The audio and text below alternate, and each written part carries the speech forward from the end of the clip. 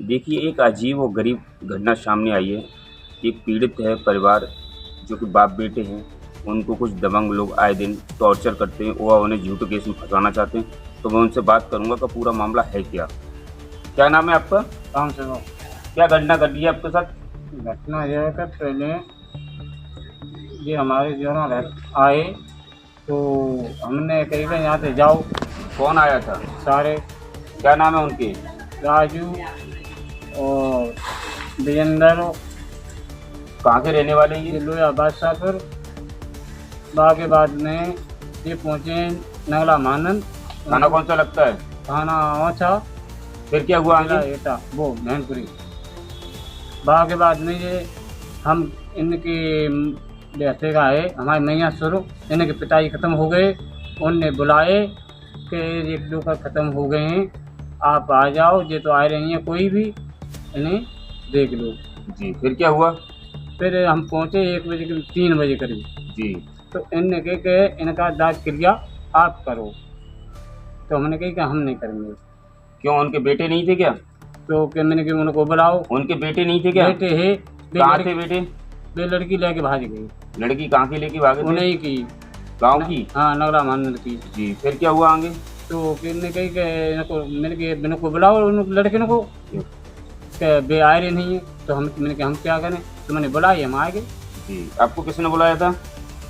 लड़की की बाबा ने। जी, फिर क्या हुआ आगे? तो हमने दिन ज़्यादा मोहल्ला बच्चे के कह रहे कि तुमने कद्दू लगा दो, तो हमने लगा दी। अब ये हमारा बच्चा उठा लिया। किस केस में उठा लाया था? तो बाइक केस में लड़की वाले में। क्या वो लड़की आपके घर और आपके जो साले भगा के लेके गए थे, क्या आपके घर आते थे? बिल्कुल भी नहीं। फिर पुलिस कहाँ की आई थी आपके बेटे को? पहुँचा की क्या हुआ था फिर आगे? ये लेसन गाड़ दिया, गाड़ पे उठा लिया। जी, फिर क्या हुआ इसके साथ? गाड़ी में बैठा के लाए, गाड़ी मात कार शीशा है बाम मात में लेके गए गांव पहुँचा के लिए। फिर क्या हुआ आगे? माओ पे मारपीट करी है। ये आपके बेटे के साथ? हाँ। फिर क्या हुआ आगे? इनकी कान की पर्दा चली गई है। आपने किसको दिखाया था ये? बंगाली डॉक्टर को दिखाया हमने। क्या बोला उन्होंने? उन्होंने की पर्दा गई। अच्छा, तो मारा क्या लोग थे? 4 लोग। 4 लोग थे। 4 लोगों ने आपके साथ मारपीट की थी? 4 लोगों ने मारपीट की। अच्छा, जो पुलिस वाले थे कौन थे? एक महिला थी और 3 पुलिस वाले थी। अच्छा, महिला कांस्टेबल। हाँ। इन लोगों ने आपके साथ मारपीट की है। क्या नाम है तुम्हारा? सुनील। किस तारीख को उठाया था तुम्हें? 6 तारीख को। कहाँ पर लेके गए थे? कौन सा थाने में। फिर आगे क्या हुआ था? तो जिनने मेरे मारपीट करी, बंद कर दिया, मेरे को थाने पर मारपीट कर। क्या लड़की से या लड़की भगाने वाले से तुम्हारी बात चलती थी, जो भगा के लेके आए? लोग हम बोला चाली नहीं जाते हैं, घर में अच्छा, उनसे तुम्हारी बोला चाली नहीं है? नहीं आते हैं। पुलिस को आपने ये सारी घटना नहीं बताई थी क्या? बताई थी तो करे तुम बात करते हम बिल्कुल नहीं करते हैं। फिर क्या हुआ आगे? मारपीट करी थी मेरी जगह पे, तुझे पता है। कितने दिन बाद छोड़ा था तुम्हें? 4 दिन बाद। 4 दिन बाद। कौन सा थाने का मामला है? ऊंचा थाने का। ऊंचा थाने का। ये घटना किस जगह की है? जो कौन से गांव लगता है उनका? महानगरा। ये थाना उसी में आता है ओछा में? ऊंचा में। जिला कौन सा लगता है? मैनपुरी। तुम कहाँ के रहने वाली हो? मैं रहने वाला हूँ एटा जिला का, मैं रहता हूँ एटा जिले में कौन सा गाँव? रोटा। अभी रियल कहाँ रहती हो? खाली पता कहाँ पर है आपका? एका। खाली पता जो आप रह रहे हो अभी प्रेजेंट में, वो एक ही में रह रहे हो? एक ही रहते। क्या नाम है तुम्हारा? क्या घटना घटी है आपके साथ? मेरा लड़की को अगले ऊंचा थाने की पुलिस आई थी। अच्छा, तुम्हारे मामा का गांव कौन सा है? महानगरा। ये किस थाना में लगता है? ऊंचा थाने में। जी, फिर क्या हुआ आगे? मुझे लेसन घाट पे उठा लिया पुलिस ने, मुझे हत्या मारपीट की थी। फिर मेरे को थाने में ले गए थे। फिर मेरे की कान पे 6-7 लपड़ मारी, मेरी कान की पर्दा फटी गई थी। किस केस में उठाया था? जो आपके मामा लड़की भगा के ले गए थे अपने गांव से ही, उसी केस में तो लेके गए? हाँ, उसी केस में। क्या उस केस में कि वो लड़की आपके घर आई थी क्या? नहीं। तो शहर के इस इलाके में सुनसान जगह पर उसी की कार के अंदर उसकी जान किसने ली? आखिर वैशाली से किसी की क्या दुश्मनी हो सकती थी? क्या ये कोई रिश्तों के दांव पेंच का अंजाम था, या प्रॉपर्टी से जुड़ा कोई विवाद, या फिर कुछ और? इन सब बातों का पता लगाने के लिए पुलिस ने सबसे पहले वैशाली की लाश को पोस्टमार्टम के लिए भिजवा दिया।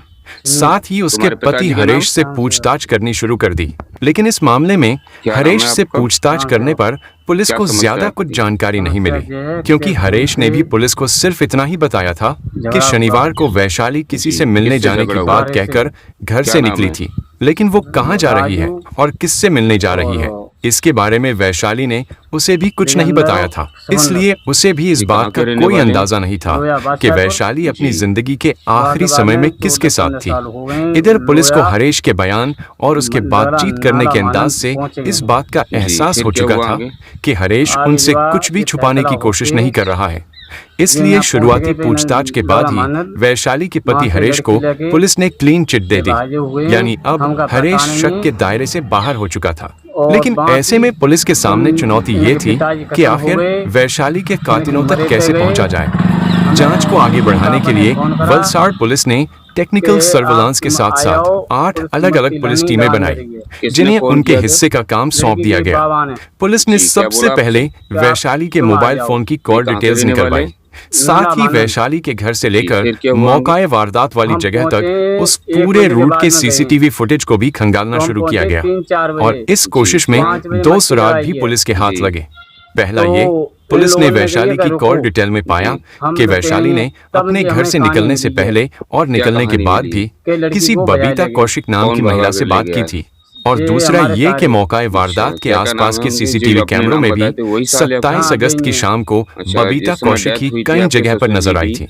ये दोनों चीजें एक दूसरे से बिल्कुल मेल खा रही थी। साथ ही पुलिस को ये भी पता चलता है कि बबीता कौशिक वैशाली की बहुत अच्छी दोस्त थी। इसके बाद पुलिस ने बिना देरी किए बबीता को पुलिस स्टेशन लाकर उससे पूछताछ करने का फैसला किया। लेकिन अब पुलिस के सामने प्रॉब्लम ये थी कि जो बबीता शक के घेरे में थी, दरअसल वो खुद 9 महीने की प्रेग्नेंट थी और वो किसी भी समय बच्चे को जन्म दे सकती थी। ऐसे में उससे सख्ती से पूछताछ करना बिल्कुल भी ठीक नहीं था, क्योंकि इससे बबीता के साथ साथ उसकी कोख में पल रहे बच्चे की जान को भी खतरा हो सकता था। लेकिन उससे पूछताछ करनी भी जरूरी थी।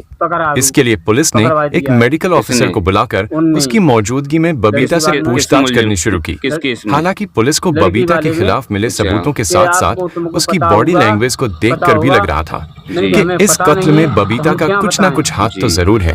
लेकिन पुलिस के लिए सारी कड़ियों को जोड़ना अभी बाकी था। और जैसे ही पुलिस ने बबीता से सवाल जवाब करने शुरू किए, तो इस कत्ल में एक के बाद एक कई राज खुलते चले गए। पूछताछ के दौरान बबीता ने पहले तो 27 तारीख को शहर के पहाड़ी इलाके की ओर जाने की बात से साफ इनकार कर दिया था। लेकिन जब पुलिस ने अपने पास उसकी कई सीसीटीवी फुटेज होने की बात कही, तो उसने ये स्वीकार कर लिया कि हाँ, वो शाम के समय पहाड़ी इलाके की ओर गई थी और वहां पर उसकी मुलाकात अपनी दोस्त वैशाली से भी हुई थी। इसके बाद पुलिस ने बबीता को परखने और उसे उसकी ही बातों में फंसाने के लिए बबीता को और चाल चली इस मामले से पुलिस ने उससे पूछा कि क्या उसने बबीता ने किसी और के साथ देखा व्यक्ति की फोटो को देखकर कहा तुरंत कि हाँ, मैंने उस दिन वैशाली व्यक्ति को देखा था। 2 लोगों के साथ साफ हो गया था। इसके बाद बबीता पुलिस ने जानबूझकर बबीता बाद ऐसे व्यक्ति की फोटो दिखाई सामने जिसका इस मामले से बताया कि दूर तक इस तरह लेना देना बोलकर वो खुद ही अपनी बातों में फंस चुकी है, क्योंकि जिस व्यक्ति को बबीता वैशाली के साथ देखने की बात कह रही थी, वो व्यक्ति तो वैशाली को जानता तक नहीं था।